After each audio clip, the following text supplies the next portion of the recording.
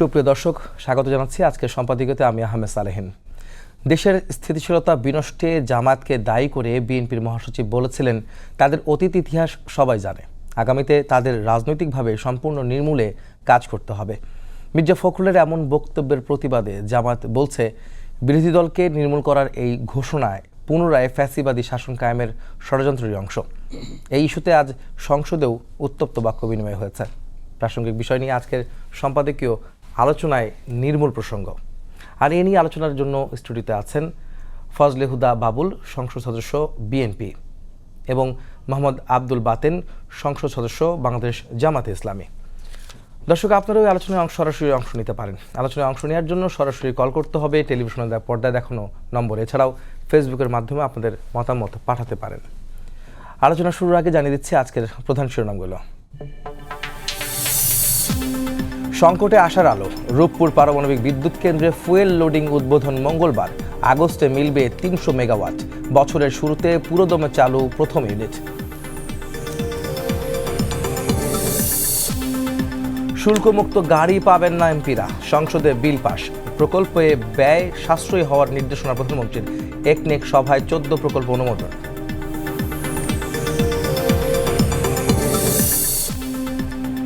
ঢাকায় স্বস্তির বৃষ্টি হলো, বিভিন্ন স্থানে ঝড় ও বজ্রপাতের তাণ্ডব। 7 জেলায় প্রাণ গেল 14 জনের। বছরে প্রায় 300 প্রাণহানির পরও প্রতিরোধে নেই পরিকল্পনা।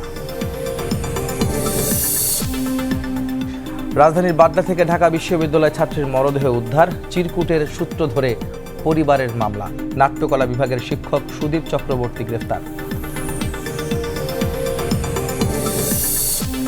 এবং যুক্তরাষ্ট্রে বাংলাদেশি 2 শিক্ষার্থী হত্যায় ক্ষুব্ধ প্রবাসীরা। গ্রামের বাড়িতে শোকে স্তব্ধ স্বজনেরা। সুষ্ঠু তদন্ত ও বিচার আহ্বান পররাষ্ট্র প্রতিমন্ত্রীর।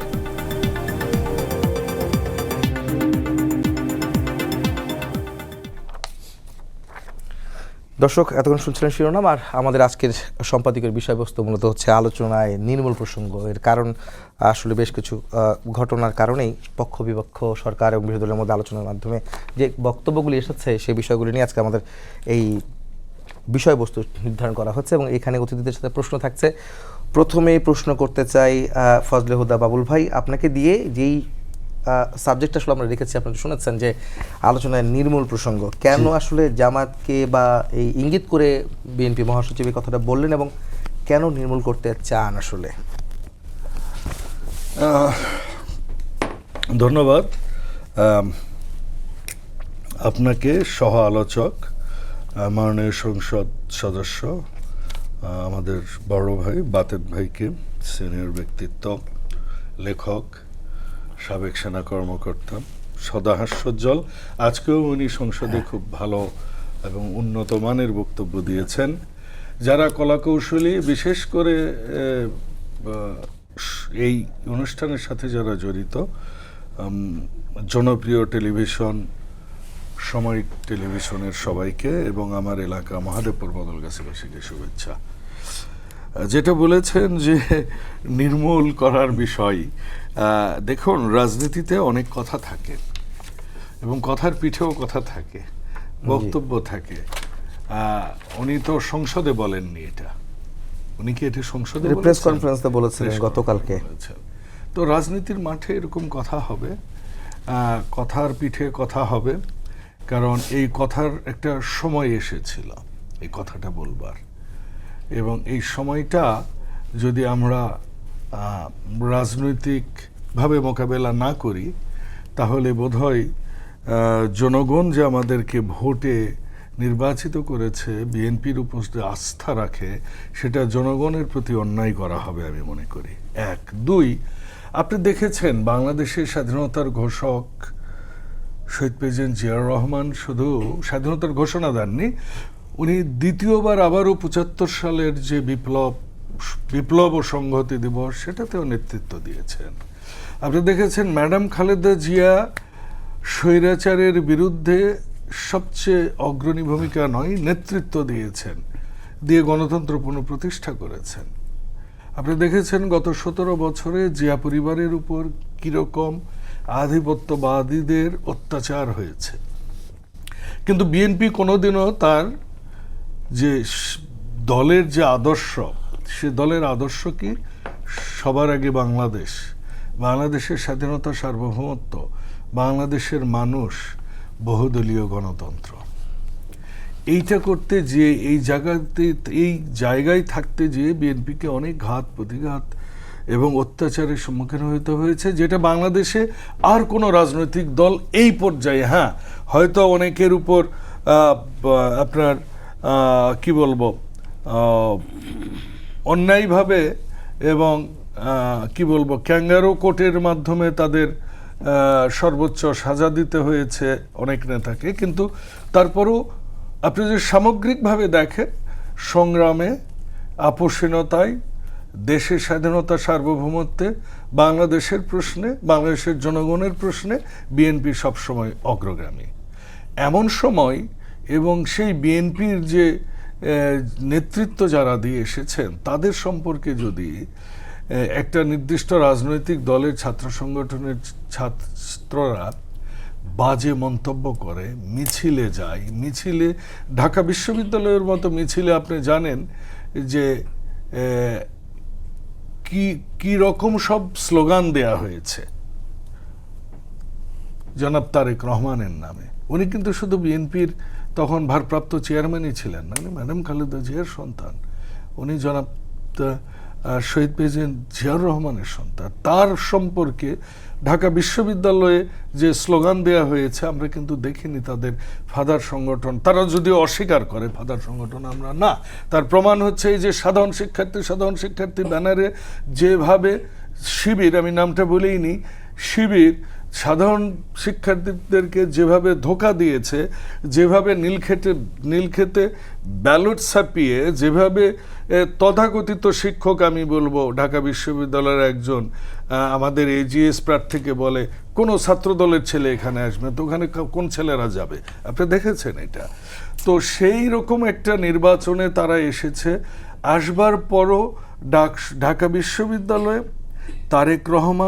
তারেক রহমানের কন্যা, তার পরিবার, তাদেরকে নিয়ে বিভিন্ন আইডি থেকে বিভিন্ন রকম কথা বলে পুরো রাজনৈতিক পরিস্থিতিটা উত্তপ্ত করে তুলেছে। এখানে আমরা বিএনপি সবসময় চুপ ছিলাম, কিন্তু আমাদেরকে যখন জ্ঞান দেওয়া হয় সংসদে যে কিভাবে আচরণ করতে হবে, হ্যাঁ কিভাবে আচরণ করতে হবে, এটা শহীদ প্রেসিডেন্ট জিয়াউর রহমান, ম্যাডাম খালেদা জিয়া এবং তারেক রহমান কিন্তু জাতিকে দেখিয়েছে।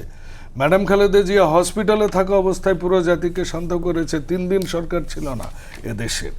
কাজেই আপনি যখন বলবেন যে এই নির্মূলটা আসলে ওই নির্মূল যে নির্মূলটা হচ্ছে অপরাজনীতি করে, যে নির্মূলটা হচ্ছে গোপনে রাজনীতি করে, যে নির্মূলটা হচ্ছে এক সময় জয় বাংলার স্লোগান দিয়েছে, যে নির্মূলটা হচ্ছে শেখ হাসিনা ও ওয়াজেদকে এ দেশের সর্বোচ্চ এবং সবচেয়ে কি বলবো গণতান্ত্রিক নেত্রী হিসাবে আখ্যা দিয়েছে, এবং তারাই যখন পরবর্তীতে দেখা গেছে এই একটা নির্দিষ্ট রাজনৈতিক দলের ছাত্র সংগঠনে প্রতিনিধিত্ব করে, এবং তারা যখন বলে আমাদের সাথে কোনো সম্পৃক্ততা নাই, ছাত্র দলের যেটা আছে ফাদার সংগঠন এবং সহযোগী সংগঠন তাদের নাই, কিন্তু আমরা নির্বাচনের ঠিক পূর্ব মুহূর্তে দেখলাম যে ডাকসুর প্রত্যেকটা নেতা কিন্তু বিভিন্ন নির্বাচনী এলাকায় যে জাতীয় বক্তব্য দিলেন। এখনো একজন ডাকসুর ভিপি কি করে এই স্বাধীন দেশের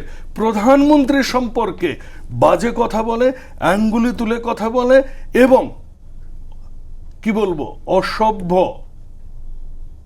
বডি ল্যাঙ্গুয়েজ দেখায়, এইটা কোন সভ্যতা এদেশে? এই যারা এসব করবে তাদেরকে আমরা নির্মূল করব, এই কথাটাই বলেছেন আমাদের মাননীয় এলজিআরডি মন্ত্রী এবং আমাদের দলের মহাসচিব। এখানে একটু বিষয় হুদাভাই অ্যাড করতে চাই, সেটা হচ্ছে যে জামাত বলছে যে ফ্যাসিবাদ শাসন কায়েম করতে চান আসলে এই নির্মূলের নামে আর কি, এটা কি আদৌ যদি আপনি শুনুন, দেখুন আমরা তো ছোট থেকে রাজনীতি করে বড় হয়েছি রে ভাই, একদিনে তো রাজনীতিবিদ, একদিনে পার্লামেন্ট মেম্বার হয়নি।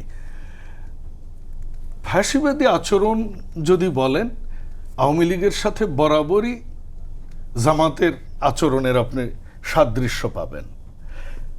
17 বছর আন্দোলন সংগ্রাম, রক্ত, জুলাইয়ের শহীদদের রক্তের উপর যে সংসদ গড়ে উঠেছে, এই সংসদ থেকে তারা প্রথম দিনেই ওয়াকআউট করেছে। গণতন্ত্র তাহলে কোথায়? রাজপথে নিয়ে এসেছে প্রথম দিনেই। এই দলটি 86-তে কিন্তু নির্বাচনে গিয়েছে স্বৈরাচারের সাথে, এই দলটি 88-তেও সংসদে গিয়েছে, এই দলটি কিন্তু 96-ও আওয়ামী লীগের সাথে রাজনীতি করেছে। কাজেই আপনি যদি তারা বলতে পারে 91 আমরা তাদের মন্ত্রিত্ব দিয়েছি, আরে ভাই মন্ত্রিত্ব দিয়েছি, সৌজন্যতা দেখিয়েছি, শহীদ প্রেসিডেন্ট জিয়াউর রহমান আপনাদেরকে রাজনীতি করবার সুযোগ করে দিয়েছে। আমরা বহুদলীয় গণতন্ত্রে বিশ্বাস করি জন্য আমরাই একমাত্র দল, আমরা কিন্তু কোনোদিনও চাই না কোনো দল দেশে নিষিদ্ধ হোক, যেটার দায় ওনারা আমাদেরকে কখনো কখনো বলে আমরা কেন রাজপথে আওয়ামী লীগকে নিষিদ্ধের ব্যাপারে সোচ্চার ছিলাম না। বিএনপি যেহেতু বহুদলীয় গণতন্ত্রে বিশ্বাস করে, এজন্য বিএনপি মনে করে যে আওয়ামী লীগের বিচার হওয়া উচিত এবং সেটা আদালতের মাধ্যমে। আজকে মনে করেন বিএনপি ক্ষমতায়, বিএনপি যদি এক্সিকিউটিভ অর্ডারে যদি বলে যে কি বলে জামাত নিষিদ্ধ, আমরা কি সেরকম রাজনীতি চাই? আমি তো সেটা চাই না, সেটা বিএনপি সমর্থন করে না। কেউ যদি দোষী হয়, দায়ী হয়, তাদেরকে আইনের আওতায় নিয়ে এসে নিরপেক্ষ নির্বাচনের মাধ্যমে, নিরপেক্ষ বিচারের মাধ্যমে তাদের শাস্তির বিধান আছে দেশে, তারা শাস্তি পাবে। এর বাইরে কোনো আদর্শে বিএনপি বিশ্বাস করে না। আব্দুল বাতেন ভাই, আপনাকে একটু সুযোগ দিতে চাই। এই প্রশ্নটা আসলে ওনাকে করেছিলাম যে বিএনপি মহাসচিব এবং স্থানীয় সরকার মন্ত্রী তিনি একটি অভিযোগ করেছেন বা বলেছেন যে আপনারা দেশের স্থিতিশীলতা নষ্ট করেন, সেই ইঙ্গিতটা কিন্তু দিয়েছে আমাদের বিরুদ্ধে, এবং বলেছে যে তাদেরকে মানুষ চেনে এবং আগামীতে যেন রাজনৈতিকভাবে তাদেরকে নির্মূল করা যায় সেই কাজ করতে হবে, সেই কথা তিনি বলেছেন। এবং তার প্রেক্ষিতে আপনার জামাত থেকে একটি বিবৃতি দিয়েছেন যেখানে বলেছেন যে ফ্যাসিবাদ কায়েমেরই একটি নীল নকশা বা এ ধরনের অভিযোগটি এনেছেন। কিন্তু আমার প্রশ্ন হচ্ছে যে জামাতকে যখন আওয়ামী লীগ সরকার, তৎকালীন আওয়ামী লীগ সরকার 3রা আগস্ট 2024 সালের মেবি তারিখটা যদি ভুল না করে আপনাদের নিষিদ্ধ করেছিল, কিন্তু তখন কিন্তু বিএনপি প্রতিবাদ করেছিল বারবার এবং তারা কিন্তু আপনাদের নিষিদ্ধের বিরুদ্ধে ছিল আর কি। তারা এখন সেই দলের নেতা এখন এই ধরনের কথা কেন বলছেন বা এটা যুক্তি আসলে আপনি কি বলবেন? ধন্যবাদ আপনাকে, ধন্যবাদ সময় টেলিভিশনের দর্শক শ্রোতাবৃন্দকে। 3রা আগস্ট যখন জামাত শিবিরকে নিষিদ্ধ করা হয়, আমার এক্স্যাক্টলি মনে নাই যে বিএনপি এটার প্রতিবাদ করেছিল কিনা। প্রতিবাদ যদি করে থাকে তাহলে গণতান্ত্রিক আচরণ করেছে। জি করেছিল। এর আগেও আপনাদের নেতাদের যখন ফাঁসি হয় তখনও বিএনপি নেত্রী খালেদা জিয়া নেতাদের ইভেন তিনি প্রতিবাদ জানিয়েছিলেন। আমাদের নেতাদের সময় কখনোই কোনো প্রতিবাদ করেনি, এমনকি সালাউদ্দিন কাদের চৌধুরীর সময়ও কখনো কোনো প্রতিবাদ করে নাই। বুঝতে পেরেছেন? আমার যতটুকু মনে পড়ে। এখন তারা কিভাবে করেছিল, কোথায় করেছিল আমরা কিন্তু দেখেছি। এই যে একটু ইন্টারাপ্ট করি আপনার এখানে, সেটা হচ্ছে যে বিএনপি মহাসচিব কিন্তু নিজেও কিন্তু বারবার অনেক সংবাদ সম্মেলন, অনেক সমাবেশে কিন্তু বলেছেন যে জামাত নিষিদ্ধ হোক সেটা তারা চান না, এবং সবশেষ কিছুদিন আগেও বলেছেন। আমাকে ওটা আমার মতো বলতে দেন। জি প্লিজ। যেটা উনি বলেছেন যে জামাতকে নির্মূল করতে হবে এবং ফেসিবাদী আচরণের কথা জামাতের বিবৃতি থেকে যেটা বলা হয়েছে, দেখুন উনি এই কথাটা এমন একটা সময় বলেছেন যখন সংসদের ভিতরে চেষ্টা করা হচ্ছে একটা সৌহার্দ্যপূর্ণ সম্পর্ক বজায় রাখার জন্য। সংসদের প্রথম দিন থেকে শুরু করে এখন পর্যন্ত সব কিছু একটা সৌহার্দ্য পরিবেশেই হচ্ছে আমি মনে করি। ভাইও তাই মনে করবে, দ্বিমত করবে না নিশ্চয়। কিন্তু ওয়াকআউট বা অন্যান্য যে বিষয়গুলো হয়েছে সেগুলো তো ডেফিনেটলি একটা মানে এটা তো অপোজিশন, এটা তো এটা তো অপোজিশন পার্টি। জামাত বা 11 দল তো অপোজিশন পার্টি, তারা তো সরকারি দলে না। তো তাদের নিজস্ব অস্তিত্ব, নিজস্ব দৃষ্টিভঙ্গি জনগণের কাছে তুলে ধরার জন্য ওয়াকআউট হচ্ছে একটা সংসদীয় পদ্ধতি। যখন প্রথম ওয়াকআউট হয়েছে কী জন্য, ওই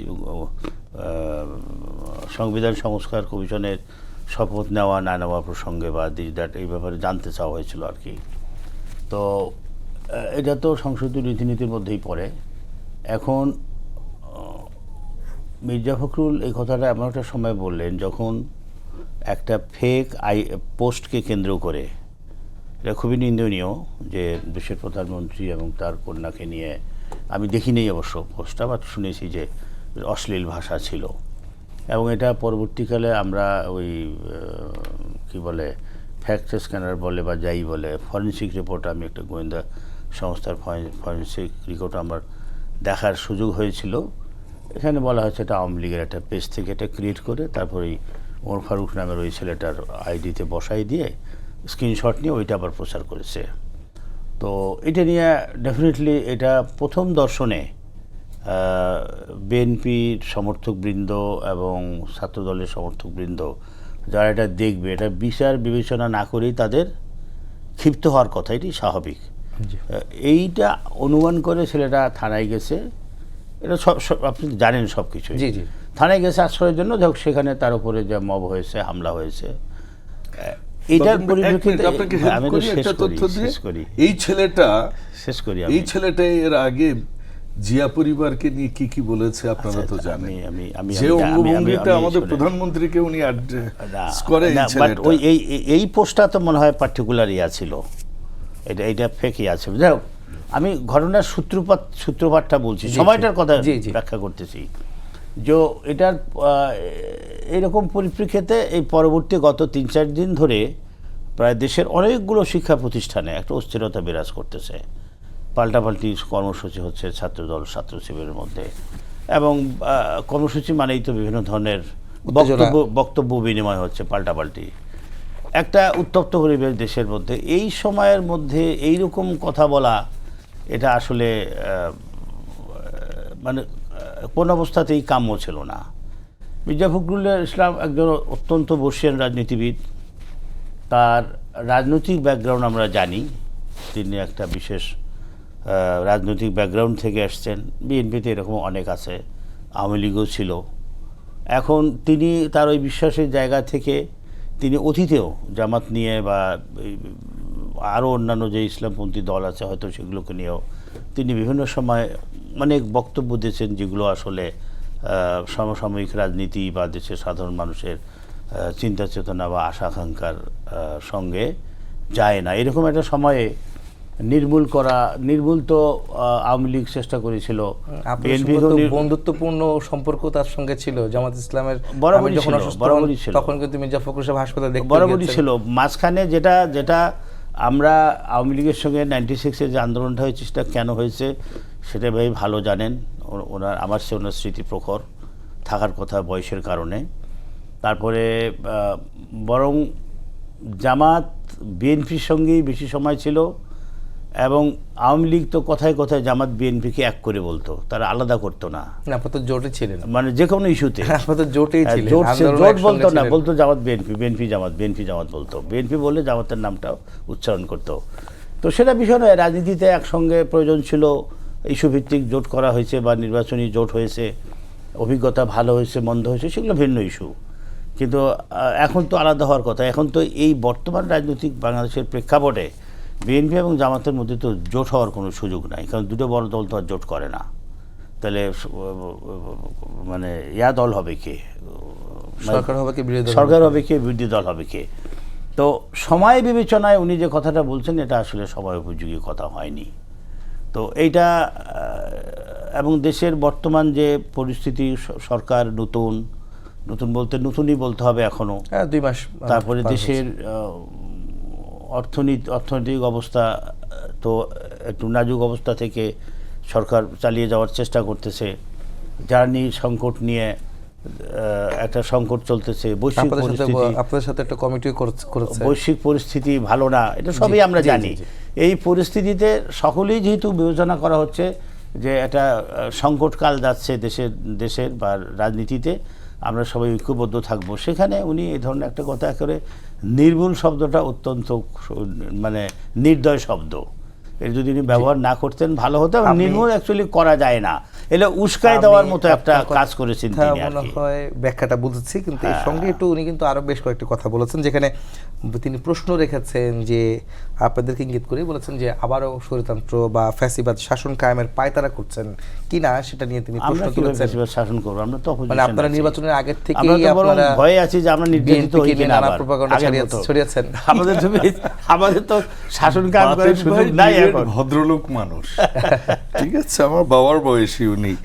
এখন কি বলবো বাতেন ভাই, শোনেন, সংসদে যখন আমরা বসি, আমরা বিএনপির লোকেরা, আপনাদের মধ্যে এমন একজন এমপিও আছেন, এই 5ই আগস্টের পর শহীদ প্রেসিডেন্ট জিয়াউর রহমানের কনিষ্ঠ সন্তান, আরাফাত রহমান কোকো সম্পর্কে এমন মন্তব্য করেছেন, কোন অশিক্ষিত মানুষও এই মন্তব্য করবে। এমপি আছে এরকম, এখনো আছে, আপনি আছে কিনা আমি কি সত্য বলেছি? কুষ্টিয়ার ভালো MP, বলতে পারবেন, জি, কুষ্টিয়ার আপনারা বলতে MP, পারবেন। ও আচ্ছা ঠিক আচ্ছা, আছে। বুঝতে পারছি। না, এইটা আমি- শোনেন, না, আমি- আমাদেরকে শুধুমাত্র না, প্রাইম মিনিস্টারের দিকে তাকিয়ে, দেশের দিকে তাকিয়ে, গণতন্ত্রের স্বার্থে আমরা ওনার সকল অনেক কথা কিন্তু- এমপিরা আমরা অনেক সহ্য করছি। ওনার অনেক কথা কিন্তু একটু মানে মিস ভাই, ইন্টারপ্রেট হয়েছে। তাকে আবার আপনারা নমিনেশন দিয়ে রিওয়ার্ডেড করেছেন। উনি যখন আমরা যে দলটা করি, আপনি তো জানেন আমাদের দল মানে ধানের শীষ, ধানের আমাদের শীষ দল মানে বা জিয়া জিয়াউর পরিবার। রহমান, জিয়া আমাদের পরিবার, দল মানে জিয়া ম্যাডাম পরিবার। খালেদা জিয়া, আরাফাত রহমান কোকো, জনাব তারেক পরিবার, রহমান। জানি। এটা তো আপনি বোঝেন। নিশ্চয়ই আপনি সেই জায়গায় যে কথাগুলা, যে ভাষায় কথাগুলো বলেন,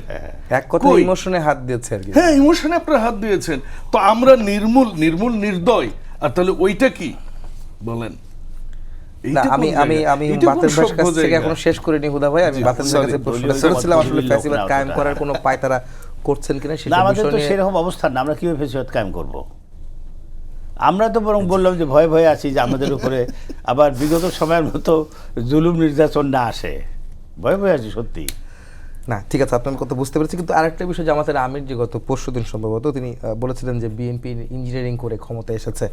এইটা কেন মনে হলো, মানে এইটা একটু ব্যাখ্যা চাই আর কি। এটা আপনার কি মনে হয়? আমি এটা- তো কোনো আচ্ছা, কমেন্ট আপনি- করতে আপনি- পারি না এই আপনি- জায়গাতে, আপনি বলুন। আপনি পারেন না, কিন্তু আপনি তো জানেন। না, আপনি বলেন, আমি আপনার কাছে আমরা প্রশ্ন আমরা রেখেছি। তো বিশ্বাস করি এটা সন্ধ্যা 7টা-8টা পর্যন্ত। কেন ওই আমি জানি না এটা এই যে যারা আর কি কি নাম এই ভদ্র মহিলার, তারপরে রিজওয়ানা, রিজওয়ানা, বন পরিবেশ উপদেষ্টা উনি- ছিলেন সবশেষ। উনি কি বলছে, তারপরে আমাদের শায়ালম ভাই, ওনার কথায় মনে একটা ব্যাখ্যা শায়ালম ভাই পরবর্তীতে আমাদের দিয়েছিল। বগুড়ার মানুষ, উনি বললেন যে আমাদের ক্যাপ্টেনকে ওখানে যায় ট্রফি হাতে উঠাই দিয়ে আসছে নির্বাচনের আগে।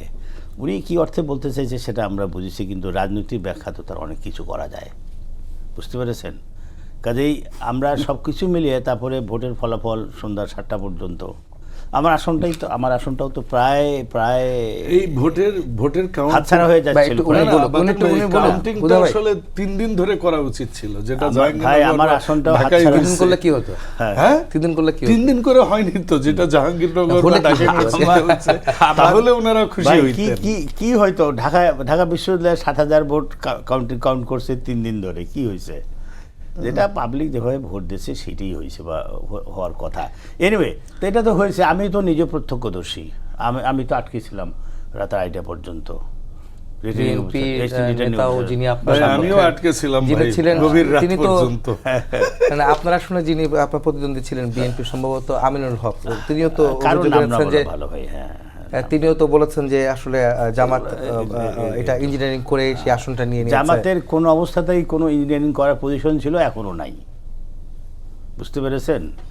আমি সংসদ সদস্য। না, ওই সময় যদি আপনি বললে তো- বিএনপিকে আমি তর্কের খাতিরে বলছি আমি কথাটা, যদি আপনি বলেন যে সেই সময় ইঞ্জিনিয়ারিং করার কোনো ক্ষমতা ছিল না, মানে ওই সময় জামাতের ছিল না, তো বিএনপির কি হয়েছিল?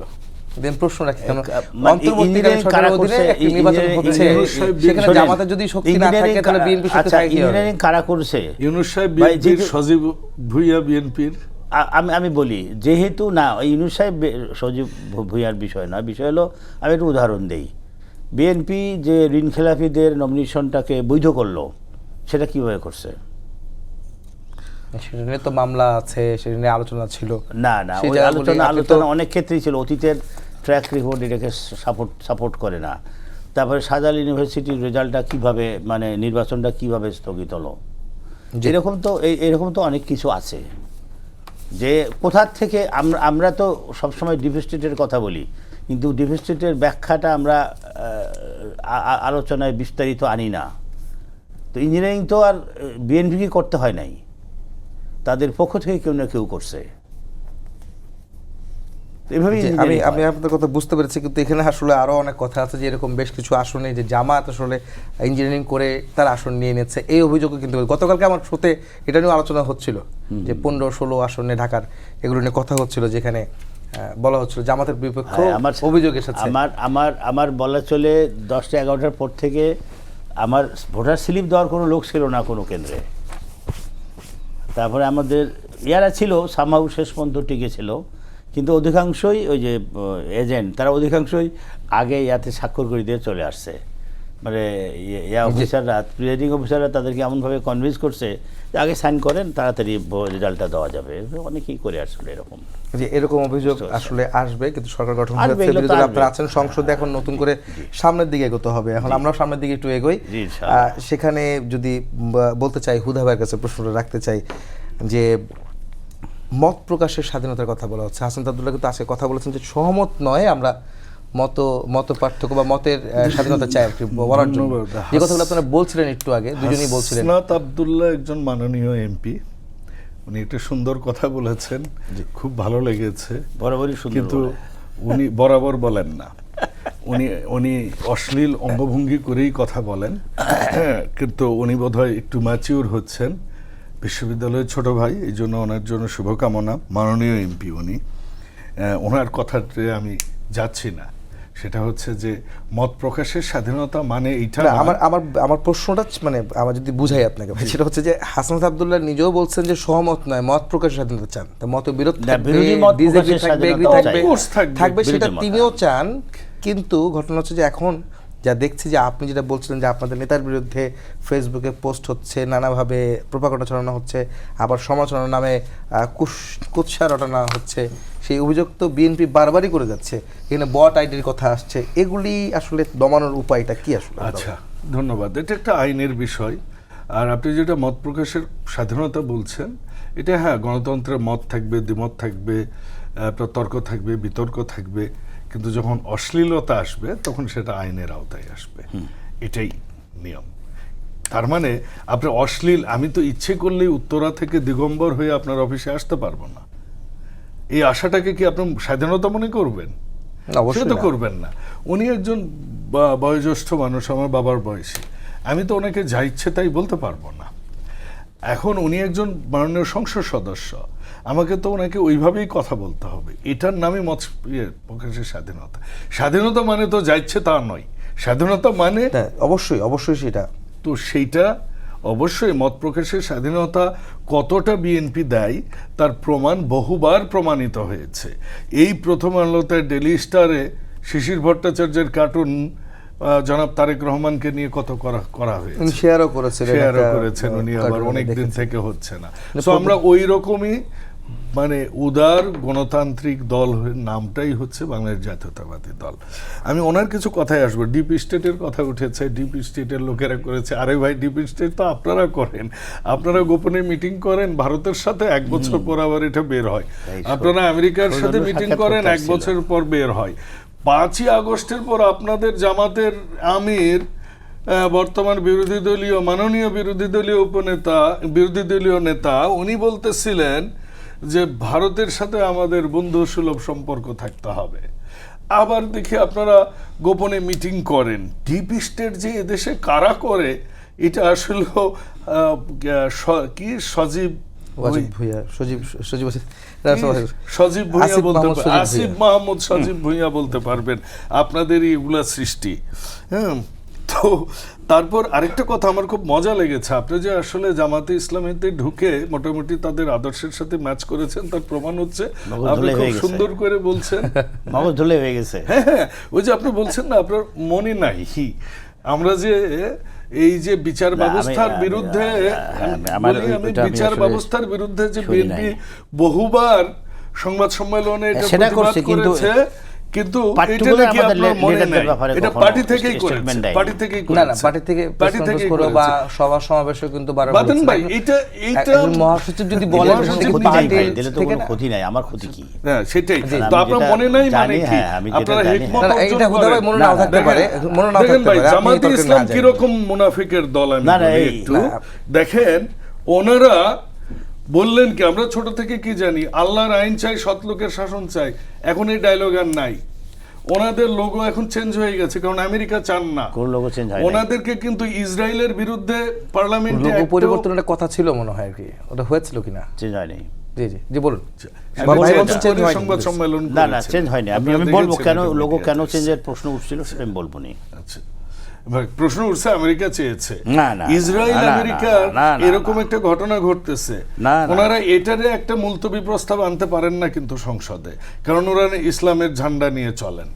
ওনারা বলেন ওরা ইসলামী দল, ওনারা আবার বলেন যে ওনারা শরিয়া আইন মানেন না। আমি বুঝি না ইসলাম, আমি বুঝি না, আমি বাংলা লাইনে পড়ালেখা করেছি, কিন্তু ইসলাম মানে কি মাহরুম গায়ের মাহরুম না? ইসলাম মানে কি আমার কি শরিয়া আইন আমি মানবো না? তাহলে আমি কোন ইসলাম এটা ওনারা কিন্তু ব্যাখ্যা করেননি কোনোদিনও। উনি আরেকটা কথা বললেন যে ইঞ্জিনিয়ারিং, আরে ভাই ইঞ্জিনিয়ারিং 18 আসলে সমস্যাটা অন্য জায়গায়। সমস্যা হয়েছে কি 18 মাস যেরকম এনজয় করেছেন ওনারা, আর ইউনূস সাহেব যে পাওয়ার এনজয় করেছেন, এই যে ইসলামী ব্যাংকের ইতিহাস দেখেন আপনি। মীর কাসেম কিভাবে এসেছে, কয়েকদিন আগে একটা ইউটিউবে এসেছে যে মীর কাসেম কিভাবে জিয়া এবং শহীদ প্রেসিডেন্ট জিয়াউর রহমানের সময় এই ইসলামী ব্যাংকটা কিভাবে এক্সপ্লোর হলো, অথচ এই জামাতের আমির কি বললেন, কি ঘরের ছেলে ঘরে ফেরত এসছে না মায়ের কোলে এসেছে। তো ওনারা কখন কি বলেন, কোনো একটা জায়গায় ওনারা যদি মানে স্থির থাকতেন তাহলে বুঝতাম এটাই আদর্শ। ইঞ্জিনিয়ারিং কারা করেছে, কিভাবে করেছে, কেন করেছে, এই কথা আমরা কোনোদিনও বলবো না। এই জন্যই বলবো না, আমার কাছে মনে হয়েছে বাংলাদেশের ইতিহাসে এটা একটা রক্তপাতহীন একটা নির্বাচন হয়েছে এবং প্রত্যেকে তার যার যার ভোট দিয়েছে, ঠিক আছে। সেইখানে এসে যারা ইঞ্জিনিয়ারিংয়ের কথা কেন তোলে, কারণ তারা 18 মাসে এত সুযোগ সুবিধা ভোগ করেছে, তাদের মাথা মুন্ডু আর ঠিক নাই। এখন তারা যেটা করতে যাচ্ছেন যে এইটা কি হলো, কিন্তু আমি তাদেরকে বলি আসলে আপনারা তো 2-3টা আসনের মানুষ, সর্বোচ্চ 18টা আসন পেয়েছিলেন, এখন 68, 70 না 80 না 72 কতগুলো পেয়েছেন, এইটা অনেক বেশি। শুকুর আলহামদুলিল্লাহ বলেন, আল্লাহ খুশি হবে। আজকাল তো আমি দেখি জামাতের নেতারা কথার সাথে ইনশাল্লাহ বলেন না। নির্বাচনের আগে আমরা জামাতের নেতাদের বক্তব্য দেখেছি যে বক্তব্য তারা প্রোগ্রাম যে আমরা এতগুলো আসন পাবো, আমরা ক্ষমতায় আসবো, আমি এতগুলো পাবো, কাউকে দেখলাম না যে ইনশাল্লাহ বললো। মানে এই হচ্ছে বাংলাদেশের ধর্মীয় রাজনীতি। এবং এর প্রভাব কোথায় জানেন, গতকালকেও 2টা ওয়াজ মাহফিলে ছিলাম আমি, 2জনই বক্তা ছিলেন জামাতের বক্তা। ওনাদের কথা হচ্ছে, আমি ওই গেলে দেখবেন এখন ওয়াজ মাহফিলের কিংবা যেটাকে ওনারা বলেন কোরআনের যেটা কি বলে তাফসিরুল কোরআনে 20 থেকে 30 জন বসে থাকে, ঠিক আছে, দর্শক। বাকি সব লোক রাস্তাঘাটে ঘুরে চা সিগারেট খায়, আর মাইকে একজন ভিডিও করে ওই হুজুর এটা বিক্রি করে। আজকাল এই ইসলামটা আমাদের বিভাজন হয়ে গেছে। আমি বুঝতে পারছি, আমাদের সময় নিয়ে আমাদের একটা জায়গায় আসতে হবে। বাতেন ভাই, আমার প্রশ্নটা ছিল ভাইয়ের কাছে যে আসলে মত প্রকাশের স্বাধীনতার কথা যখন বলা হচ্ছে, তখন এর আগে হাসনাত আব্দুল্লাহ আজকে সংসদে বলেছেন 9টি ঘটনায় গ্রেফতার আছে, বাসা থেকে তুলে নিয়ে যাওয়ার অভিযোগ এনেছেন তিনি হাসনাত আব্দুল্লাহ, যে মত প্রকাশের স্বাধীনতার বিরোধিতা করে আর কি। তো আসলে এটা তো সত্য কথা। আপনি তো বলছিলেন যে বিভিন্ন জায়গায় কার্টুন করা হোক বা কোনো ফেসবুকে পোস্ট হোক, এগুলি করে আসলে বিভ্রান্ত ছড়ানো, দেশের মধ্যে একটা অস্থিরতা তৈরি করার একটা জায়গা তৈরি হয়েছে। তো এই বিষয়গুলিকে আসলে কীভাবে অ্যাড্রেস করতে চান আপনি? না, মত প্রকাশের স্বাধীনতা তো এটা আমাদের যে বিশেষ করে সংবাদপত্রের ক্ষেত্রে বা রাজনীতির ক্ষেত্রে এটা তো বহুল আলোচিত বিষয়। মত প্রকাশের স্বাধীনতা থাকতে হবে, এই ব্যাপারে কারো কোনো দ্বিমত নাই। কিন্তু যখনই কোনো শাসক দল মনে করে যে এই সত্যটা বা এই বিষয়টা প্রকাশিত হলে তাদের অসুবিধা হবে, তখনই তারা এই আগের যে মত প্রকাশের স্বাধীনতা সম্পর্কে সেখান থেকে সরে আসে। এটি তো আমরা সাধারণ প্র্যাকটিস দেখেছি। এখন যদি কার্টুন আঁকার কারণে, এখন হাসনাত আব্দুল্লাহ কী কী রেফারেন্স দেশে সবগুলো আমি শুনি নাই, আজকে সংসদে মনে হয় কিছু বলে নাই আর কি, বিষয়টা হ্যাঁ কিছু বলছে, কার্টুন আঁকার কথা বলছে। এখন বিষয়টা হচ্ছে এগুলো তো কোন প্রসঙ্গে কি হয়েছে সেটা I do not know exactly. ভাই যেমন বলছিলেন যে মত প্রকাশের স্বাধীনতা মানে তো আসলে দিগম্বর হয়ে তো আমি না না না, মানে এই ধরনের স্বাধীনতা অ্যাটাক করা, এটা লিমিট থাকতে হবে, ব্যক্তিগতভাবে থাকতে হবে, ওই জায়গাটা একটু এটা লিমিট থাকতে হবে। কিন্তু লিমিট, এখন ওই লিমিটটা সরকারি দলে থাকলে বিবেচনা একরকম, বাইরে থাকলে আরেক রকম। সেটাও কিরকম যে সরকার প্রধান বা সরকার প্রধানের পরিবারকে নিয়ে ইচ্ছা মতো যা খুশি সরকার প্রধানের পরিবারকে নিয়ে মত প্রকাশের, এই সরকার প্রধানের পরিবারকে নিয়ে যে একটা মাত্রই আমি যেটা এখন ঘটেছে, এটার পক্ষে তো কেউ কথা বলে নাই, এটা সবাই নিন্দা করেছে। কারণ নিন্দা করবে, যেটা নিন্দার যোগ্য সেটাকে সকলেই নিন্দা করবে। এক বাক্যে নিন্দা করবো, এটা তো কারো মত নেই, এটা তো একটা ফেক আইডি, মানে ফেক পোস্ট ছিল। জি এটা তো কেউ বলে নাই, বা কোনো সোর্স থেকে বলা হয়নি যে এটা জেনুইন এবং যে করেছে এই কাজটা তারই করা, এই কথা তো কেউ বলে নাই। বাদল ভাই, আমি কথা বুঝতে পেরেছি। আপনি ছাত্র রাজনীতির যে উত্তাপ বা উত্তেজনা তৈরি হচ্ছে এখন, খুব সংকটের বা শঙ্কার জায়গা তৈরি হচ্ছে, 30 সেকেন্ড সময় পাবেন, এটা নিয়ে আপনি আপনার কাছে ব্যাখ্যা জানতে চাই আর কি, কোন দিকে যাচ্ছে ছাত্র রাজনীতি? না, আমাদের বিশ্ববিদ্যালয়গুলো আমরা অতীতে দেখেছি যে বিশ্ববিদ্যালয়গুলো যদি উত্তপ্ত হয় তাহলে তার একটা প্রভাব বাইরেও পড়ে। কারণ যে বিশ্ববিদ্যালয়গুলোতে একটা পড়াশোনার পরিবেশ থাকা দরকার। বহু বছর পর ঢাকা বিশ্ববিদ্যালয়ে নির্বাচন হয়েছে, আমরা মনে করি একটা ভালো নির্বাচন হয়েছে। এখন ভাই বলছে ব্যালট পেপার ছাপা হয়েছে খিলখাতে, যেখানেই ছাপা হোক ব্যালট পেপার, নির্বাচন ভালো হয়েছে, অনেক অনেক ভোটের ব্যবধানে একটা ফলাফল এসছে। এবং এটা বলা হয়েছে ডাকসুর পক্ষ থেকে ঠিক 1 বছর পরে একটা নির্বাচন হবে। তো আমরা চাই এই ধারাবাহিকতাটা অব্যাহত থাকুক, থাকলে একটা পড়াশোনার পরিবেশ থাকবে এবং এই যে সেশন জট থেকে শুরু করে যে অন্যান্য বিষয়গুলো, এগুলো থেকে মুক্ত একটা শিক্ষা ব্যবস্থা আমরা পাবো। এবং আমরা মনে করি সরকারের সদিচ্ছা আছে, তারা তাদের মতো করে ভিসি পরিবর্তন করেছে, সেটা ঠিক আছে, কিন্তু প্রতিষ্ঠানগুলো সুষ্ঠুভাবে সুষ্ঠু পরিবেশে ফিরুক, ছাত্ররা জানি সুষ্ঠু সুষ্ঠু একাডেমিক কার্যক্রম পরিচালনা করে। হুদা ভাই, আপনি একটু বলুন তো এই ছাত্র ধন্যবাদ। রাজনীতি কোন দিকে যাচ্ছে আর কি? লাস্ট কথা দিয়ে আমাদের 20 সেকেন্ড আছে সময়। বাদন ভাইয়ের লাস্ট কথা দিয়ে শুরু করি, সেটা হচ্ছে যে হ্যাঁ, ফেক আইডি ছিল, কিন্তু একটা মিনিমাম প্রধানমন্ত্রী কিন্তু খালি সরকারের না, প্রধানমন্ত্রী বিরোধী দলেরও প্রধানমন্ত্রী, সবারই, উনি সংসদ নেতা, ওনারা যতদিন এমপি ততদিন। কাজেই সংসদ নেতাকে এভাবে ফেক আইডি থেকে করা হলেও আমরা মিনিমাম সৌজন্যতা চেয়েছিলাম যে বিরোধী দলের উপনেতা উঠে অন্তত 1 মিনিট, উনি সবকিছুতেই হুটহাট করে ওঠেন, বিধিবিধান না জেনে। তো এটা আমাদের সময় শেষ, আপনাদের ধন্যবাদ জানাচ্ছি দুজনকে, আপনাদের ধন্যবাদ জানাচ্ছি আমাদের সাথে আসার জন্য। এই ছিল আজকের সম্পাদকীয়তে। আগামীকাল আবার দেখা হবে একই সময়ে। শুভরাত্রি।